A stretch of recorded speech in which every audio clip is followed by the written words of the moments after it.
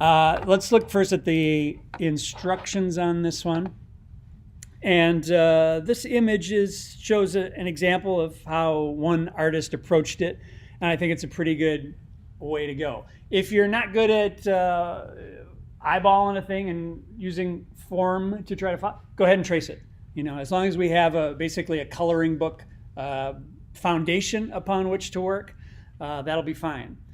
Then we're going to work with broad color, so slightly bigger brushes than we probably want to end up with to map in your basic colors. We'll use some blending tools to kind of push those around and work the colors back into each other, and then come back in with any details that might be best accomplished with a finer brush. That's it. A single object, or if you want to make it complicated, a little bit more. You know, think of what you would do normally in a still life situation and keep it simple like that. So taking a cue from the Apple thing here, I'm going to show two methods, and I'd like you to try both of them. One in which you'll actually use the photo, manipulate the photo, and push it around in such a way that it looks painted, and then one where you actually paint from scratch. The first one should be really quick. I think within about 15 or 20 minutes, you're going to say, okay, I'm done. And I think the advantage of it is that you'll have an opportunity to really examine that object a little bit as you're poking it and be able to see what it's made up of, kind of stare at the color, anticipate what your problems are going to be when you hand paint it from scratch. So, for example, that is a photo. That is an apple. And this is a filtered approach, which is going to be really two tricks. One is a blur, and the next is a smudge painting, basically. And this is an okay way if you've got something that you really want to nail the likeness of, but you want to give it a hand-touched thing that's above and beyond what we were able to do with the mere filters from the filter gallery. This is something that'll start to, as you can see, introduce some errors, some human errors that'll make it feel a little bit more manually created. So there's a before and after there. And then we'll do a hand-painted one. So this is my hand-painted one, and you can see that my color is pretty radically different. And what I did was to build it up from a real quick outline. Again, this was mouse only. And I actually copied the item into a layer and added a mosaic filter, which forced it into a simpler palette, right? So I can pick my highlight color, I can pick my shadow color, but I don't have the crazy variations that I have with a raw photo in there. So that becomes like your paint swatches for being able to paint from scratch. So let me show you the first method. And I'll just do it right on this one. I always start by duplicating the layer. That's a Command J there, so I'm not working with my raw original. And this is only two tricks here. So the first is a blur, and there's a lot of different blurs in here. Let's talk real quick about them. The basic blur here that says just blur is a default value. I think it's probably like a 4-pixel value. Fine if you know what it's capable of and just want to do that one thing. Blur more, just like it sounds, it probably doubles the value of that. Gaussian blur is one that I use the most. And that's one that allows you to, it really creates an effect of almost an out of focus shot. And it doesn't take many pixels for it to blur to something where it gets a lot softer.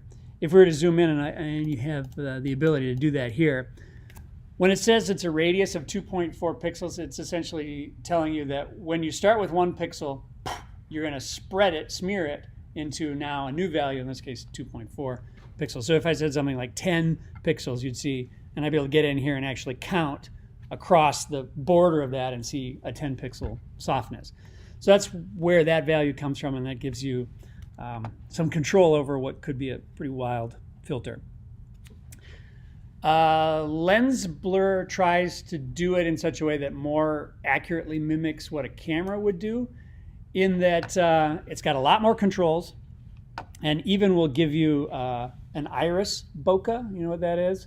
When you hit a highlight, the light goes through the camera. The camera has shutter blades, and the shape of those blades become kind of imprinted on the picture in the out of focus areas.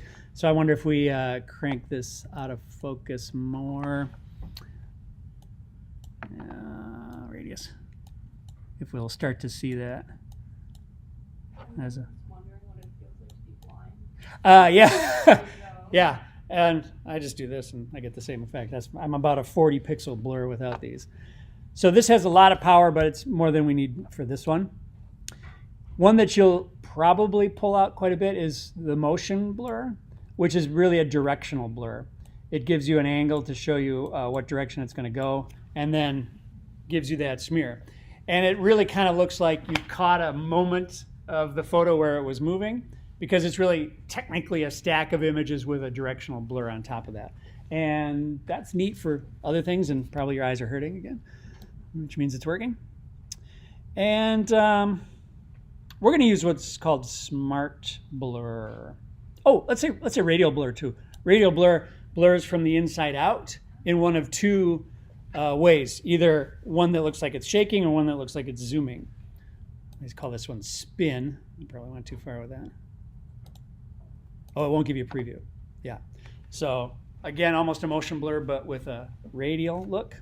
We do the same thing with the zoom one, which I like a lot.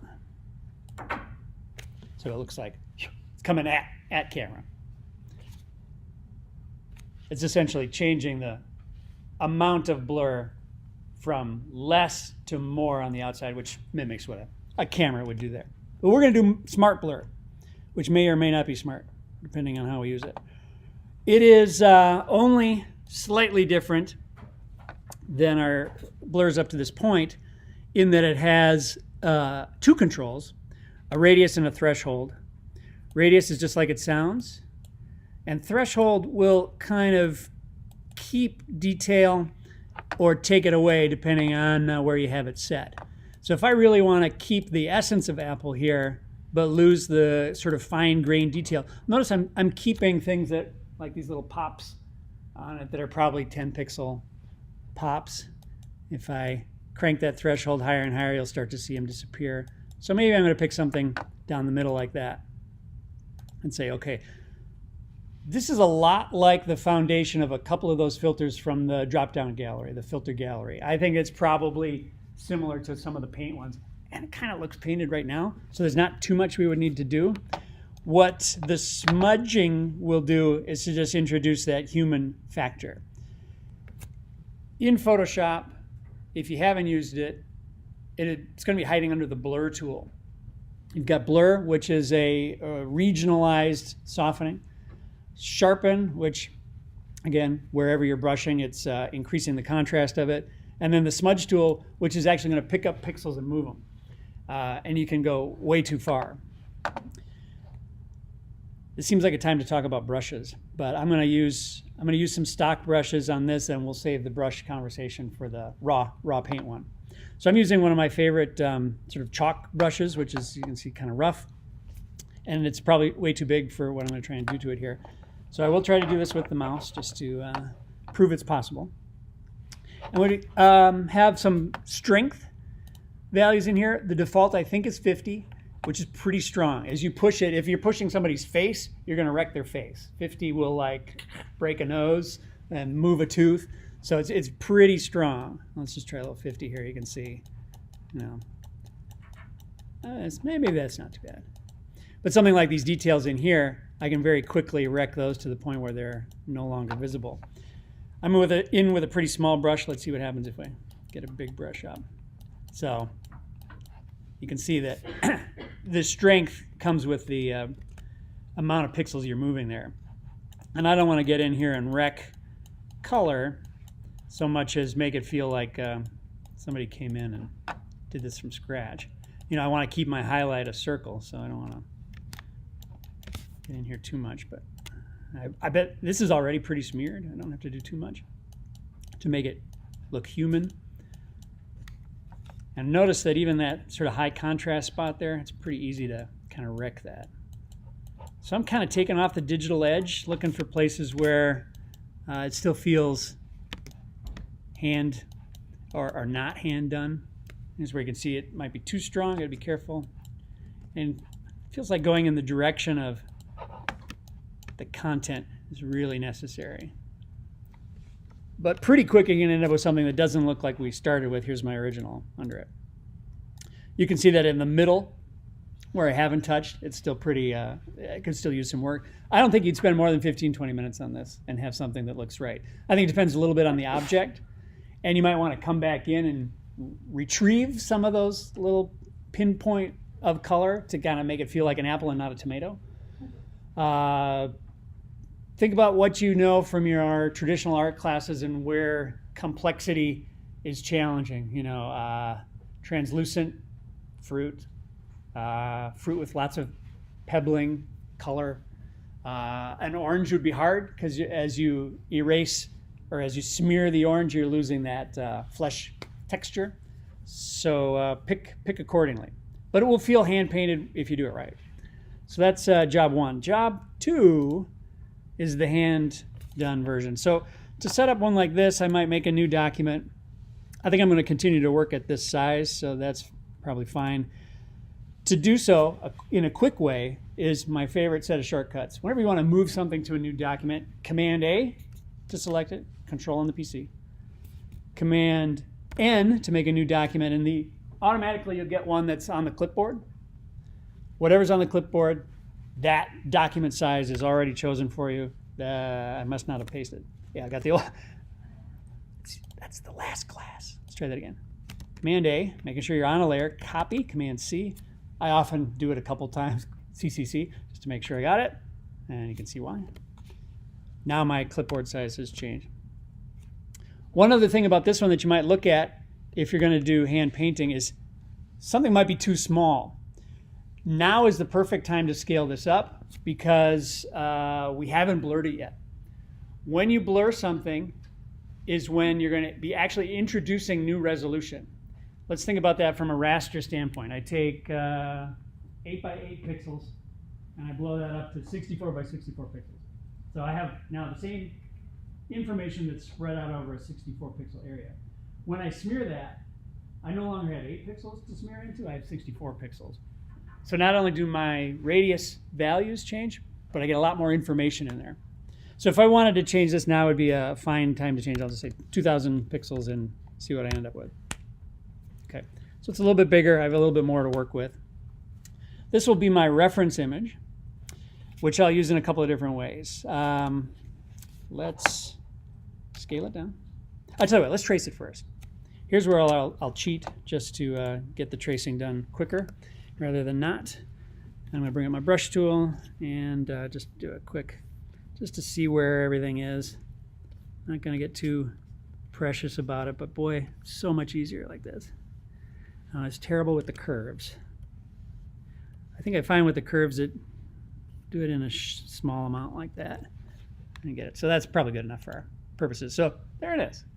Not a coloring book quality, but we've got a tracing. That's what we're looking for. Now I can take our original over here and just scale it down as a reference piece. There's just a Command T to get there. And then I'll Command J, a second copy, to do this next thing, to turn it into my palette.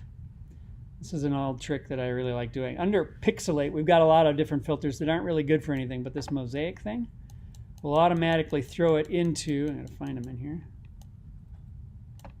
Zoom out. There he is. It's up in the corner. Will tell us how many squares each pixel is. And something like this where I don't want to pollute my highlight. I don't want my highlight to go pink, but rather keep that kind of almost white that's there. And if I want to just set that one to multiply so it's a nice pretty presentation with my shadow up there, that's probably good. So it can overlap a little bit and not look like the top one's getting cut off. So those will just be reference ones. I can kind of hide those. I'm going to probably put all of my paint stuff in a new layer. This is probably a great time for me to save my document. I will. Okay, let's talk about brushes quick. Brushes are a lot more fun with a tablet because you can do a lot of different things. Tablets are really smart. They know somehow miraculously things like your angle of attack, pen pressure. It's a big one. Pen pressure for something like this is great because you can set the pen pressure to be opacity. So a light touch puts a light amount of ink down and a heavy touch puts a heavier. Likewise, narrow and thick can be set off by stuff like that. So let's just look at although we talk very generically about brushes, let's be a little bit more specific here. We talked soft and hard, and we added opacity to a brush by turning down the paint value. That's pretty much all we've talked about at this point. You'll notice that some of these have ones that are pressure sensitive, such that light touch means skinny, heavy touch means fat, and that's where you get those tapered pieces like that. And then you get into what is actually a wild amount of brushes, like more brushes than you can really get to, kind of. And I believe you'll find your one or two favorites and kind of stick to them. But there's a lot of them now that are really good mimics of traditional media, if you want to start playing with stuff like that. And I always go back to my, Photoshop 4 chalk brush. It's a 17 pixel wide thing that I set to do a couple of different things. I'm going to use mine as my favorite, and it'll give you a chance to see some of the tricks. So once you pick one that's in your camp, you've got a number of different things here. Shape dynamics is something that can be set to pen pressure. You've got scattering. This might be good for something like a lot of variation on the outside of a piece of fruit. Right now the scattering is set to 0, and I'll just kind of paint over here. See, it's doing sort of a predictable thing. But if I hit scatter, now it creates that would be really nice for it's a little too much stuff. It's putting down way too much ink for my taste, but for maybe your orange surface, that would be a good pebbling for that. So that's scatter. And you have the ability to scatter on just X and Y separately. I don't see a big difference there.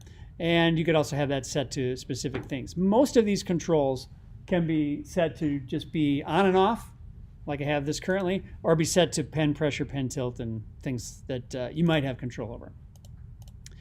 Texture allows you to actually paint with a material kind of that you have pasted onto the clipboard here. So imagine introducing a canvas texture with a pen. You can do that. Dual brush lets you mix two colors together, two brushes together, I should say. Transfer is my big one that I go to, and that's where, in my case, I set my pen pressure to opacity, so you can see soft touch, hardest touch. And for something like this, where I want to do some shading, that's obviously really nice, instead of going back and forth on those opacity controls. So if you don't have a tablet and you want to have that equivalent effect, have your brush set to full, and then just as you're drawing, this maybe with the mouse or the tablet here, just be working through your number keys, right? So 1 is 10%, 2 is 20%, and you can kick back your opacity as you draw. It's essentially the same thing, but you're doing it with a spare hand, which hopefully you have more than one of. Okay. So I almost always use the transfer thing, and that's about it. There's a number of other ones here, but I think the key one for you guys might be, if you have the right tools, pen pressure. Okay.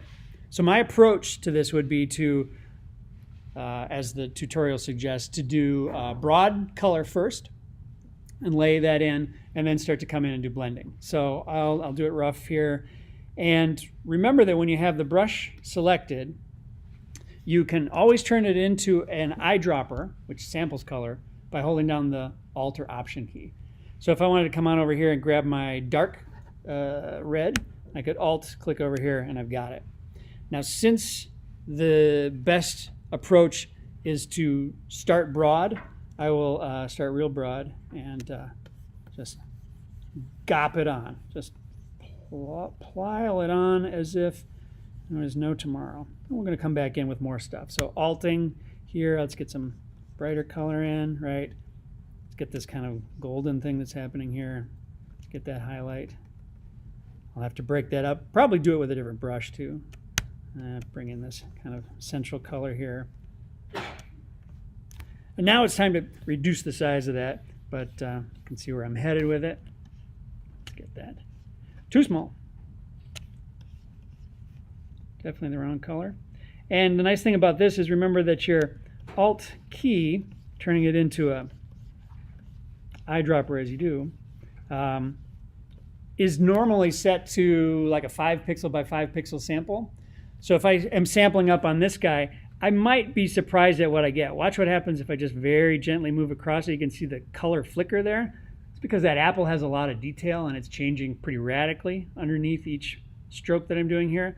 So I might be looking for that middle, and I might be accidentally finding a highlight instead. That's why this version is like the Fisher-Price chunky, you know, fat crayon style. So you're never going to miss the color that you're shooting for.